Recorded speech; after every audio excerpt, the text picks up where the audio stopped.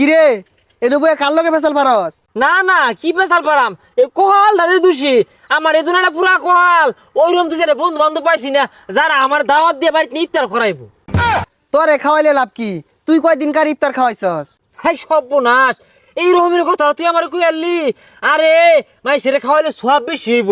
আর জাগা আমি জানি আর কেউ না খাওয়াইলে তুই খাওয়াইবি। যা তোকে আবার কি ইফতারের আয়োজন হচ্ছে। আর আজকে তো বাড়িতে ইফতারে বহুত আয়োজন, কথা নাই কথা নাই কে মা বাইত নাই যে। ও তাহলে বহুত আয়োজন হতো না রে কহলে না করুন দেবো কি? আচ্ছা জগ্গা তাহলে আপাতত কি কি আয়োজন হতেছিস তোরা? আর আজকে বেশি আয়োজন হতো না, পেঁয়াজু বুট খেজুর আর রোদটা বেশি উঠছে যেহেতু শরবতটা করবো মনে হয়।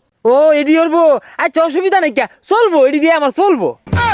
এর তো কইও বিপদে পড়ে গেলাম গা। ওই হুনছস বুট টুট কিচ্ছু করতো না, খাইলা মুড়ি আর শরবতটা করলে করার হবো নাও করার পা আমার মনে হয় লবণ দিয়ে গুলবো। এ হে আজকে হারে খাইলা হুদা মুড়ি আর লবণ দিয়ে শরবত গুলবো। ইস আচ্ছা জাগা যেহেতু নিয়ত করে আসছি ইফতারা তো বাড়িতে হরবাম আদি। ইটা কোন বিপদ দায়িত্ব আনলাম? বুঝলি বন্ধু বালাও লাগতাছে দুই বন্ধু এক লোক ইফতার হরবাম। হ্যাঁ ওই তোরে তো আরেকটা কথা কয়ে মনে হয় নাই, বাড়িত কেউ নাই, আমারই বাজার তো ইফতার খুলুন লাগবো। অসুবিধা নাই দুই বন্ধু মিললা ওই তোকে বাড়ির যাই রা একটা মিল মালু হয়ে গেলে মা বাড়ির তো তালা মারা আমারই নানির বাড়ি যাব লাগু গা। বাড়িতে কেউ নাই? ও নাই তাইলে না আচ্ছা তাহলে আমার কোনো ইফতার হইবে লয়ে যাবি আমারে?